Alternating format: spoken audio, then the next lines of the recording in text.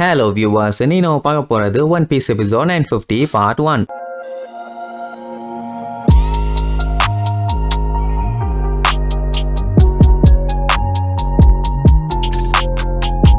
Open பண்ணா போன பாட்டுல வார்டனு வைஸ் வார்டனு எல்லாத்தையுமே ஜெயில் கைதிங்க போட்டு பொலன்னு பொழந்ததுனால இப்போ ஊடோன்னு நம்மளுக்கு கண்ட்ரோலுக்கு வந்துருச்சு. சோ என்ஜாய் பண்ணுவாங்க. இனிமேட்டு அவங்க வெறும் ஒரு உருண்டைக்காக உயிரை விட தேவையில்லை. அவங்க மாட்டுக்கு நிம்மதியா சுதந்திரமா இருக்கலாம். ஆனா என்ன ஊருக்குள்ள போனாதான் கல்லடி விழுமா கட்டையடி விழுமான்னு தெரியல. இவனுங்க சண்டையில லூஃபிய ஒரு வழி பண்ணிட்டானுங்க. அவனுக்கு உடம்பு பூரா எரியுது. பட் இவங்க எல்லாத்தையுமே ஃப்ரீ பண்ணிட்டோன்னு சந்தோஷத்துல அப்படியே நின்றுட்டு இருந்த இடத்துலயே மயக்கம் போட்டு போத்தனே விழுவான். இங்க சாப்பருக்கு லூஃபி எங்க போனான்னு தெரியல. அதனால அடிச்சு புடிச்சு தேடி ஒரு வழியா கண்டுபிடிச்சு அப்படியே கட் பண்ண அந்த கில்லரு சாவி எடுத்து அவன் மட்டும் கழட்டிட்டான் போல. அப்படியே ஓரமா நின்று சிரிச்சுட்டு இருப்பான். இவனுக்கும் கவலை, என்னாச்சு அவனுக்கு, ஏன் அப்படி பண்ணிட்டு இருக்கான்னு. அதுக்கப்புறம் டக்குன்னு திரும்பி வந்தவன் அப்படியே சாவியை காட்டுவான். தூக்கி போட்டு போப்பான்னு நினைச்சா அவன் கையில இருக்க சங்கிலியா கழட்டி விட்டுருவான். சோ இப்போ யூஸ்டஸ் கிட்டும் ஃப்ரீ ஆயிட்டான். இப்போ என்ன ஒரு பிளஸ்னா யூஸ்டஸ் கிட்டுக்குமே கைடோவை காலி பண்ணணும் தான் ஆசை. அதனால நேரா போய் லூஃபி கிட்ட, ஏன்டா டேய் நீ அந்த கைடோ கூட மறுபடியும் போய் சண்டை போட போறியான்னு கேட்பான். ஏன் நீயும் என் கூட ஜாயின் பண்ணிக்க போறியான்னு உடனே லூஃபி அவனும் எந்த அளவுக்கு ஒன்னா இருந்தாங்கன்னு அப்படியே பல விஷயத்தெல்லாம் யோசிச்சு பார்ப்பான்.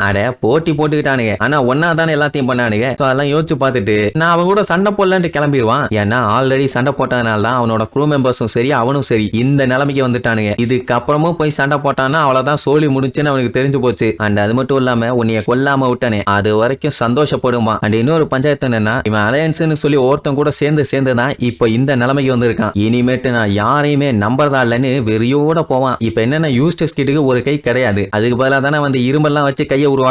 இப்ப அதே வேலையை பண்ணி சும்மா மாசா ஒரு பெரிய கையை உருவாக்குவான். அதுவும் பயங்கர வெறியில. ஏன் அவ்வளவு வெறினா கூட சேர்ந்த அத்தனை பேருமே அவனை ஏமாத்திட்டாங்களே. அதனால அந்த கோவத்துல அங்க வாசல்ல இருந்த கேட்டை ஓங்கி ஒரு அடி அடிப்பான். அதான் எமர்ஜென்சி கேட்டுன்னு ரெண்டாவது போட்டானுங்களே அந்த கேட்டு சுக்கலான்னு ஒருங்கிரும். சரி இப்ப எங்க போறான்னு பார்த்தா அவனோட க்ரூ மெம்பர்ஸ் எல்லாத்தையுமே காப்பாத்துறதுக்காக சிங்க பாதையில போறேன்னு வெறியோட போவான். அப்படியே கட் பண்ணா அந்த அஷுரா டோஜி கின்னு டாக்ஸ்டோம்னு எல்லாத்தையும் கூப்பிட்டு போனான்ல, போயிட்டு ஒரு இடத்த காமிச்சு இங்க பாத்தீங்களா 20 வருஷத்துல என்னென்னலாம் நடக்கும்னு. இந்த மாதிரி எல்லாம் ஆச்சுன்னா எவனா இருந்தாலும் சரி அவன் கனவு ஆசை லட்சியம்னு எதுவா இருந்தாலும் அவன் கைவிடத்தான் செய்வான். 10 வருஷம் கூட அவனால தாக்கு பிடிக்க முடியாதுன்னு சொல்லிட்டு அப்படியே அந்த இடத்த காட்டுறாங்க. கொக்கா மக்கா ஏகப்பட்ட கல்லறை, நிறைய பேர் செத்து போயிருக்காங்க. கிண்ணெல்லாம் ஆடி போய் எப்படியாச்சுமா. அட வேற ஒண்ணும் இல்ல, அவனுங்களும் 20 வருஷம் வெயிட் பண்ணுவோம் தான் இருந்தானுங்க. ஆல்மோஸ்ட் ஒரு 10 வருஷம் ஆயிடுச்சுன்னு வைங்க. சண்டை போறவங்க எல்லாம் பாத்தீங்கன்னா ஓரளவுக்கு வீக் ஆயிட்டாங்க. இப்பவே இந்த அளவுக்கு வீக் ஆயிட்டாங்க. இன்னும் ஒரு 10 வருஷம் போச்சு சாதாரண குச்சியை கூட தூக்க முடியாது. அப்படி இருக்கும்போது எப்படி அவங்க வருவாங்கன்னு நம்பிட்டு இருக்க முடியும்? கேரண்டியா சொல்ல முடியுமா அவங்க வருவாங்கன்னு? மக்கள்ல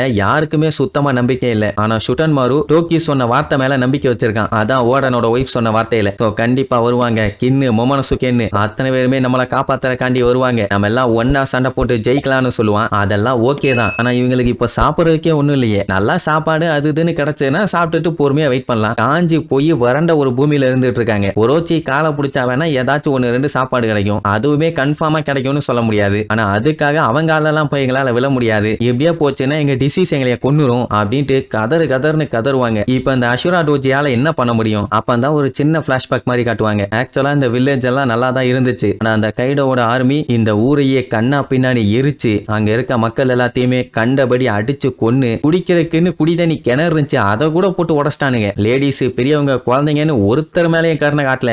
கதற எல்லாத்தையும் வச்சு செஞ்சு அதுல இருந்து மிச்சமானவங்க தான் இவங்க. அப்படின்னா ஃபேமிலி மெம்பர்ஸ் எல்லாத்தையும் இழந்திருக்காங்க. அவங்களுக்கு கட்டுப்பு இருக்குமா இருக்காதா? சோ இதுக்கு மேல எங்களுக்கு இழக்கிறதுக்கு ஒண்ணுமே இல்ல. வாங்க நம்ம எல்லாரும் ஒன்னா சேர்ந்து போய் அந்த கைடோவையும் ஒரோச்சியும் மொத்தமா காலி பண்ணிடலாம். எங்க எல்லாரோட குடும்பத்தையும் அழிச்சு அவனுங்களை எதுவுமே பண்ணாம வயசாகி சாகிறதுல எங்களுக்கு சுத்தமா இன்ட்ரெஸ்டே இல்ல. அப்படி இப்படின்னு சண்டை போறதுக்காக அஷுரா டோஜிய பயங்கரமா ஏத்தி விடுவானுங்க. ஆனா கொசுக்கி கிளானுக்காண்டி இவங்க சண்டைக்கு போறாங்கன்னு தெரிஞ்சாலே இவங்க எல்லாத்தையும் போட்டு தள்ளிடுவான். அப்ப என்ன பண்ணுவீங்கன்னு கேட்டா பரவாயில்ல, அங்க சண்டை போட்டு ஒரு சாமுராயா போராடி சாகுறோம். ஆனா இப்படி எங்களால எல்லாம் இருக்க முடியாது. அஷுரா டோஜி அப்பவுமே சொல்லுவான், அதெல்லாம் ஒண்ணு வேண்டாம் பேசாம இருங்கன்னு சொன்னா அவனுக்கே இப்ப மரியாதை போச்சு. ஏன்டா நாங்க என்ன உன்ன மாதிரி கோலையா? நாங்க அவங்கள பழி வாங்கி சண்டை போட்டு செத்து போவோமே தவிர இந்த மாதிரி எல்லாம் நாங்க இருக்க மாட்டோம் அப்படி இப்படின்னு பயங்கரமா பேசின உடனே அஷுரா டோஜிக்கு பயங்கரமா கடுப்பாகும். ஆனாலுமே அவன் பொறுமையா சொல்லுவான், நீங்க இப்ப போய் ரிவெஞ்ச் எடுக்கிறேன்னு பண்ணீங்கன்னா ஓட நாசப்பட்டது நடக்காது அப்படி இப்படின்னு எவ்வளவோ சொல்லுவான். ஆனா அவனு கேட்கவே இல்லை. இந்த தைரியமா இருக்கணுங்கிறதுக்காக சுனாச்சின்னு ஒரு வார்த்தையை சொல்லுவானுங்க. அந்த வார்த்தையை சொல்லிட்டு எதுவா இருந்தாலும் நாங்களே ஒண்டியாலா பாத்துக்கிறோம் நீ வேண்டான்னு சொல்லிட்டு